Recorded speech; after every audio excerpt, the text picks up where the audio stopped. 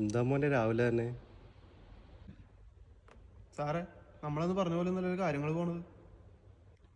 എന്ത് കാര്യങ്ങൾ?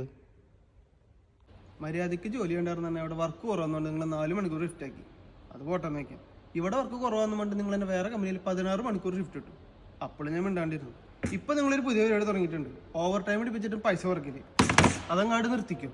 പിന്നെ നിങ്ങൾ എന്നെ 16 മണിക്കൂർ പണിയെടുപ്പിക്കുന്നത് എനിക്ക് ചോദിക്കാൻ അറിയാണ്ടല്ല. പിന്നെ നമ്മൾ നമ്മളൊരു കോൺട്രാക്ട് ഉള്ളതെന്ന് വെച്ചിട്ട് ഞാൻ മിണ്ടാണ്ടിരിക്കണതാണ്. നീ ആരോടാടാ സംസാരിക്കുന്നത്? സാറേ,